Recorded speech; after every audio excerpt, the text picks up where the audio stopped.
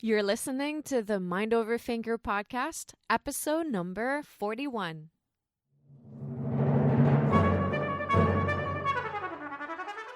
Welcome to the Mind Over Finger podcast, discussions on mindful music making, efficient practice, and building a purposeful career. And now, your host, Dr. Renee Paul Gauthier.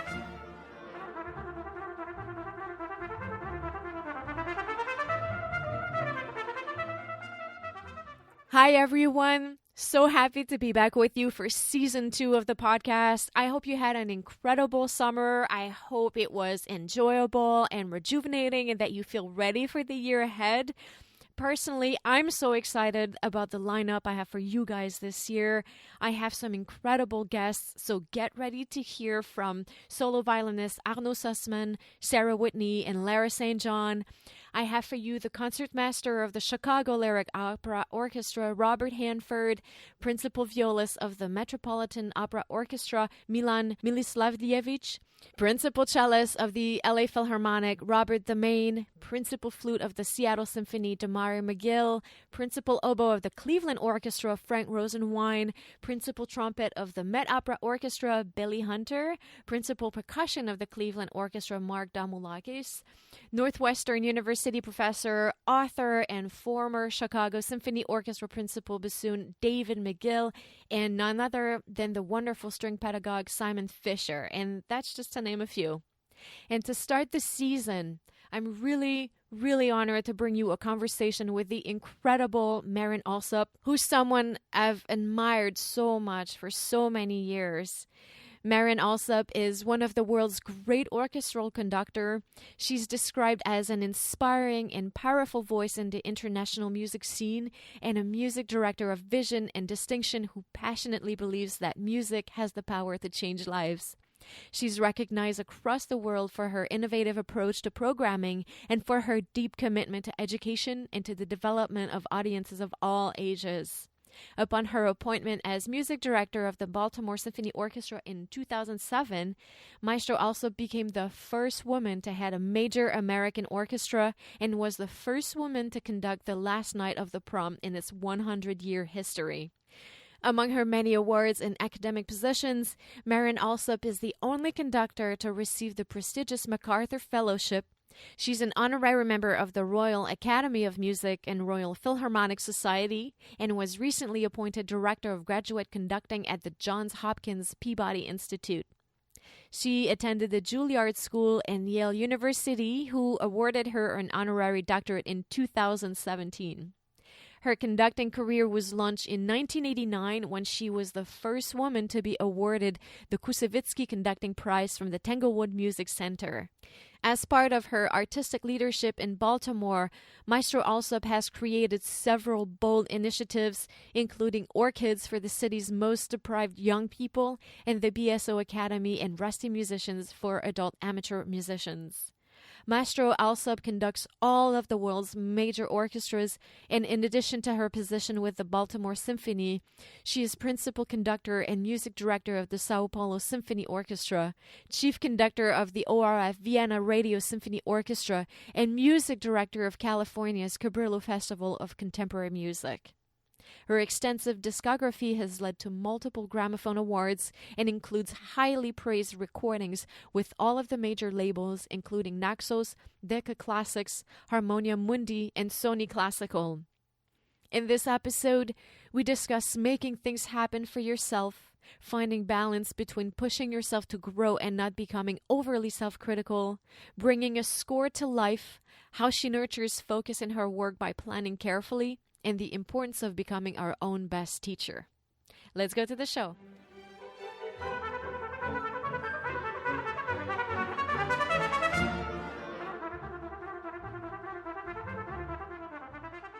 Well, thank you so much for doing this. My pleasure. Excited to have this chance to speak with you. I'd love to hear about your artistic path in your own words. And the one thing that I'm specifically curious about is what brought you to conducting and what it was like to forge this path, because you have opened many doors for women. You were dreaming of conducting at a time where for many girls it wasn't really a possibility, and you just kind of went ahead and went with it. So I'd love to hear about that. Sure. Well, I'm happy to share. I think something people probably don't think about, but we never set out to sort of forge a new path. I think it just happens because as a result of wanting to pursue one's dreams. And I was very fortunate to have two professional musicians as parents. So this gave me, I think if I hadn't had that, I might not have had the stamina and the determination. But my parents were extremely supportive of me as long as I wanted to be a musician. If I wanted to be a mathematician, that was not going to fly. So it was a completely different, or even a doctor. They would say, when I went to Yale as an undergraduate, my parents were the only parents on the planet that said, seriously, why do you want to waste 4 years doing that? They thought music was such a joyful career for them, and it should be for me also. So when I played piano from a very young age and then violin, and when I saw Bernstein conduct when I was 9, I decided, that's what I want to do. I want to be a conductor. And so as long as it was a musician that I wanted to be, they were very supportive, and they were extremely helpful when other people were discouraging, when people would say, you're too young, or girls don't do that. My parents were very nonplussed by this. They always said, you can do anything you want to do. That's the most ridiculous thing we've ever heard, and people shouldn't say that to young people. So they were always super, super, super supportive. That said, of course, conducting is not an easy path for anyone, regardless of your gender, whether you're or your age or your nationality. There are all kinds of I think potential strikes against young people going into conducting.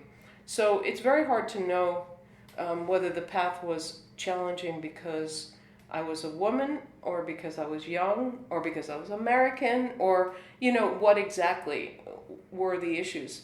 But I assumed it was difficult because it was difficult, and because conducting was difficult. So when I would receive, yet another rejection, or come up to another obstacle, I just thought, well, I really just have to be better, and I have to improve. And how can I use this experience?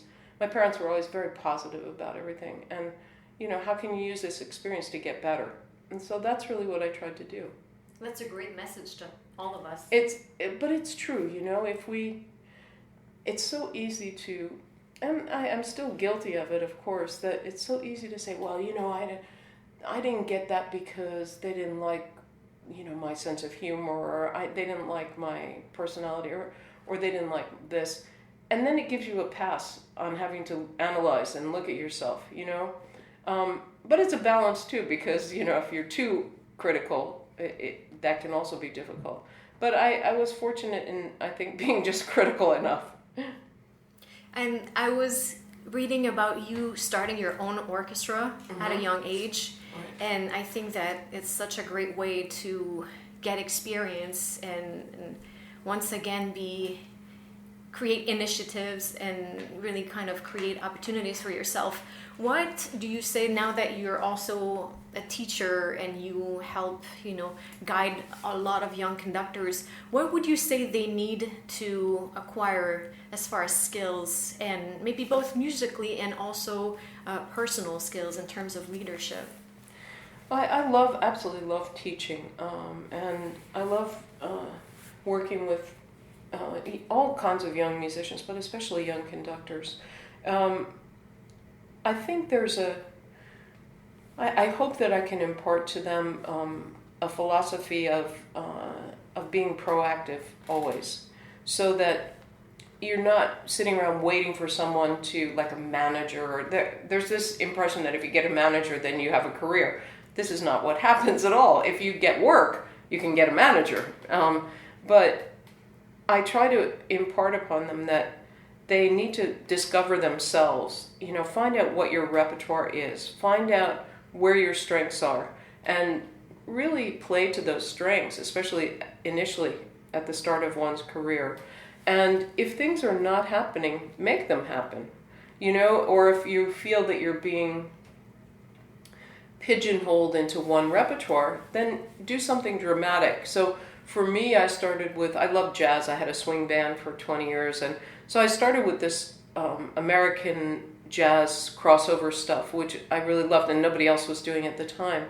And that then led me into contemporary American music, which then became really I became known for that. And that was very hard to break out of it. So then I figured out a way to do a Brahms cycle and record it with the London Philharmonic. So that broke me out of that. And then I started working with the Age of Enlightenment Orchestra, the Orchestra of the Age of Enlightenment, and, period music. That was completely different. And then I did a Mahler cycle. You know what I mean? Like I want to stretch myself, of course, as an artist, but I also don't want to become stuck in one niche. But you have to have a niche in order to get out of a niche. Mm-hmm. So I think in a way, for young people starting out, find your niche. Find what you're good at and really, really, really be great at it. So that when someone's saying, I really need someone to conduct this Panufnik piece or whatever it is, and then they think, oh yeah, well, so-and-so, he did a great job or she did a great job with this. And then they call you for that. And then you go and you try to maximize that and be as successful and as capable as possible. And then they hire you again. Mm-hmm. This is a great point. Yeah. And I'm having the huge honor of playing Trouble in Tahiti with you. What does that look for you, this process, when you sit down with the score for the first time and you are putting it together, getting ready to conduct? Well, this is a very exciting week for me because I actually directed it also. Mm-hmm. So I've spent the last 2 days directing the singers, which I never did before. Mm-hmm. And so it was a new kind of process because not only do I have to know the music from the conducting standpoint, but also then I had to it's not that different from what I do as a conductor. I want to get inside the skin of the piece. What was Bernstein thinking when he wrote this piece? Who are these characters? What do they mean? And then, of course, understanding that for the time it was written in 1950s, but how does it translate to our audiences today? How can we feel a connection and a relevance? So it's a very similar process to learning a score for conducting it. I go through the same things, a lot of reading, a lot of research.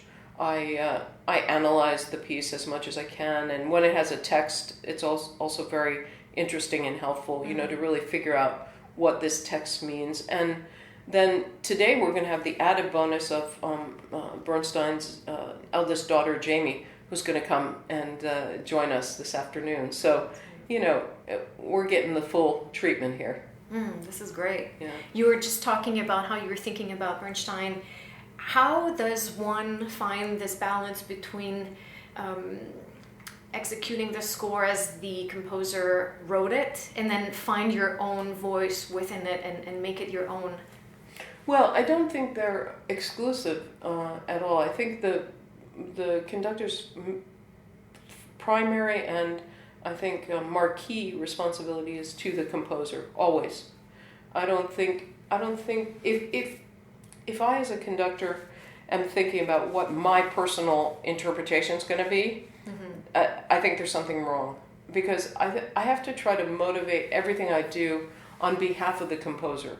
So if I make an interpretive decision, it's because I think and I feel and I'm convinced that the composer would have wanted it this way or could have heard it this way. So that's really what guides all of my interpretive decisions.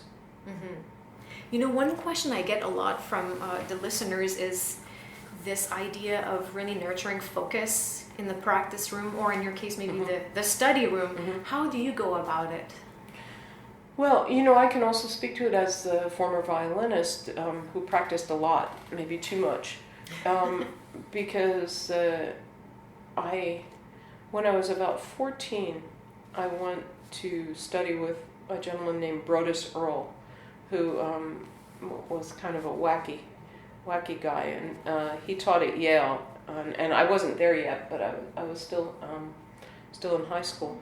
And he said to me, "I think you practice too much."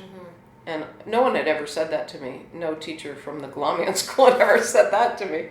And he said, I want to do an experiment, which is I want you to practice for this week only 20 minutes a day. But I want you to plan those 20 minutes for 1 hour. And so it was I'm not sure how effective or successful it was, but the lesson was very, I think very, very strong for me. It made a huge impression on me. And so therefore, I think that just mindless practicing, or mindless anything, is very, very ineffective. And I think particularly for instrumentalists, it can actually cause a lot of injury. Because we just keep doing the same thing in a bad habit. I used to practice and watch TV and practice and read, when I was a kid, always, all these things. As a conductor, it's harder to watch TV while you're, you really need most of your brain. Not that you don't as an instrumentalist too, of course. But I think this idea of having a plan so that you're not just...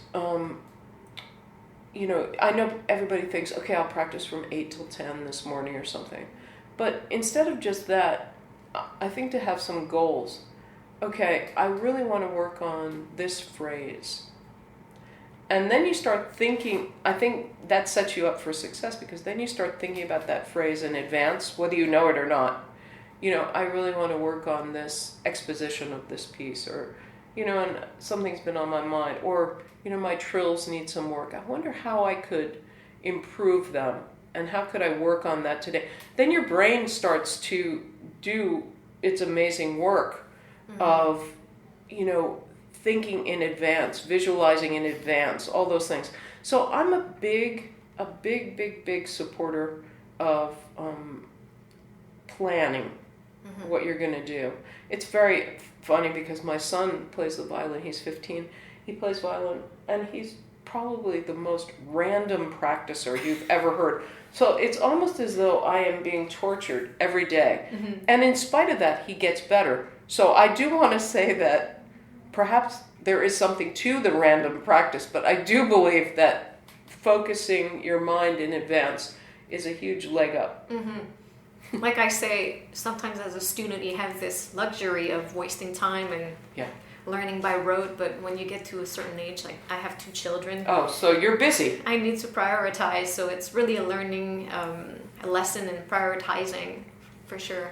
It is, and I think sometimes it can feel, especially if we're in the habits of, I always practice X number of hours a day, and then suddenly you don't have time to do that.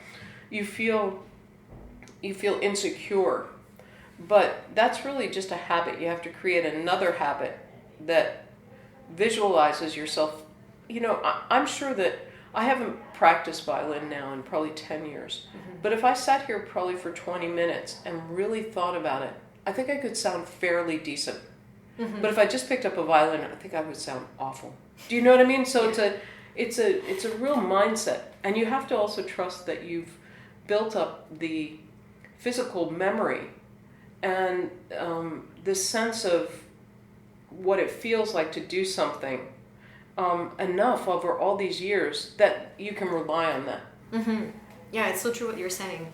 And you just mentioned physical memory, and I apologize for jumping from one thing to the next, but how does one, because being a conductor is so much about how visually you engage with the musician.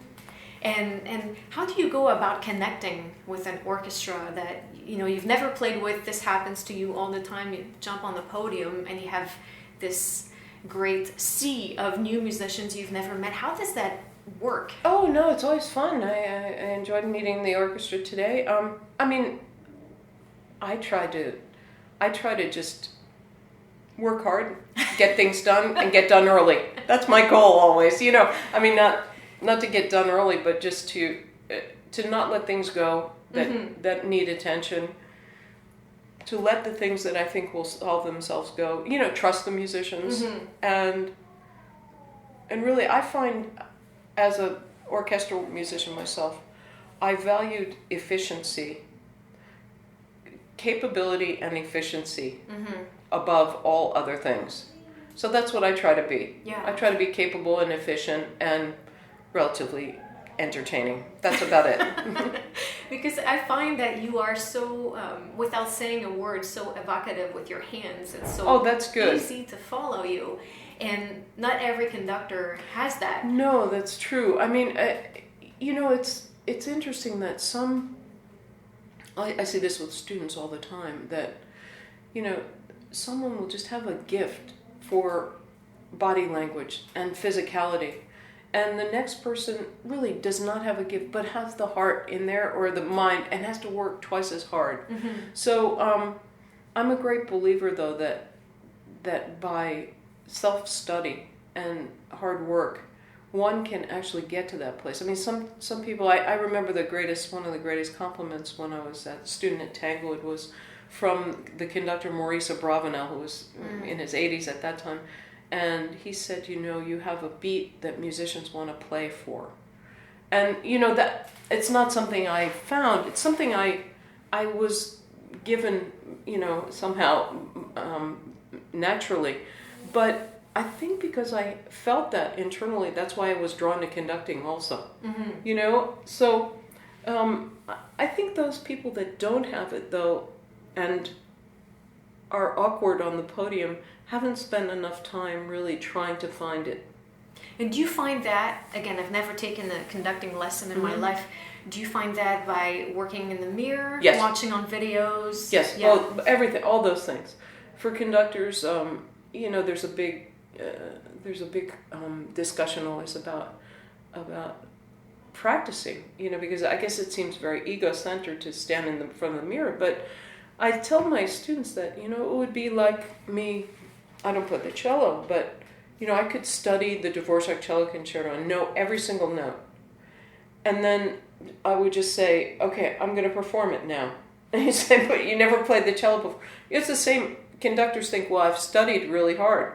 Now I'm just going to stand up and conduct. But it's really it's an instrument, the orchestra, and it's a physicality that you have to grasp.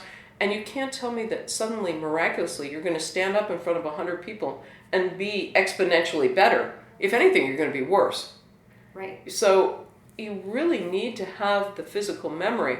Also, if you want independence of your hands, all kinds of things that go contrary to our nature as human beings. We do everything in a binary way. So it takes a long time to separate the hands out and figure out how to use your space and what kind of sound to get from the orchestra. And I mean, I could work on a forte piano probably even now for an hour until I find the right sound I want, the right gesture, those kinds of things. But a lot of people haven't spent any time doing that. It's so true, because even as a teacher now, I see it even more than when I was a student, but the teacher can tell you to go home and, keep your pinky round, but it only comes with searching yourself and trying many, many things until what the teacher says become really internalized for yourself. Yes, it has to, I think that's a good point, that until you become your own teacher, you really haven't grasped what assimilating information is. I think, especially in conducting, I strive for all my students to become their own best teacher. Yeah. This is a great one. I'd love to talk with you all day. Yes, but I know that you want to have... But I'm sure your podcast has a limit as well, so that's good. Can I take you through a round of rapid-fire questions before we go? Sure. For the people that dream of a career that resemble yours in some ways, can you tell us a little bit about what your life looks like? Oh, it's fantastic. I think everybody should be fortunate enough to have a career like mine. Just the only drawback, really, I think, is being separated from your family and the travel. I love traveling, so it's not that, but living in hotels for months on end is pretty tough. And I think the separation from friends and family is the biggest challenge. But aside from that, I don't think there's a better career. We talked about skills that young musicians should acquire, but I'd love to hear about maybe a performance that stayed with you all these years. Oh gosh, I had the chance to conduct my the New York City Ballet in a world premiere ballet by Peter Martins with my father was playing the Barber violin concerto, my mother played in the orchestra. Mm-hmm. So that was really a very beautiful experience for me.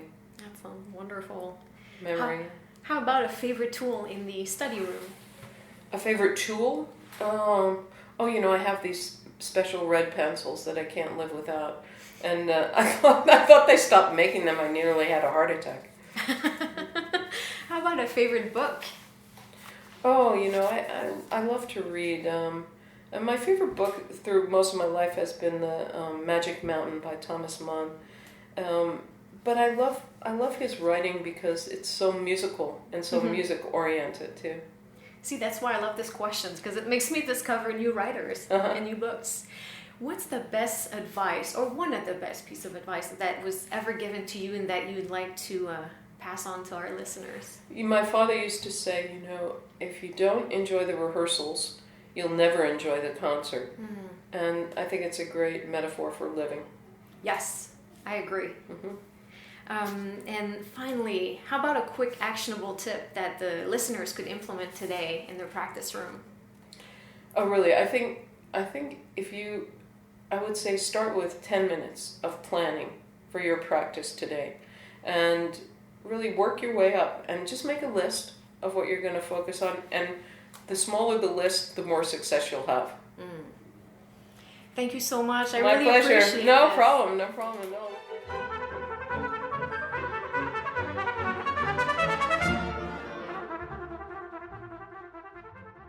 Thank you guys so much for listening. I hope you enjoyed this chat with Maestro Marin Alsop.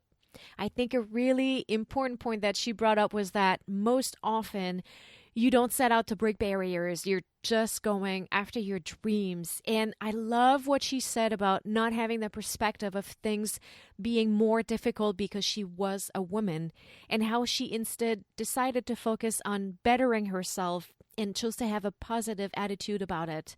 Both are extremely powerful messages because it's so easy to feel like we got the short end of the stick for whatever reason and get discouraged, to feel blocked by a barrier that might be there because of our gender, race, socioeconomic background, or others.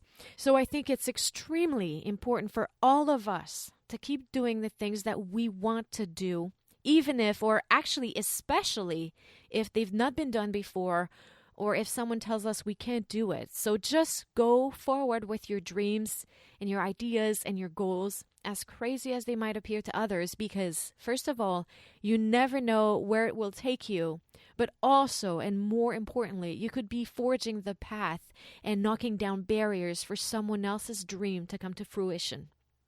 Also, I would like to take this opportunity to express my support and send my love to my colleagues of the Baltimore Symphony. This orchestra is a world-class institution. It's an American jewel, and it's a pillar of the Baltimore community.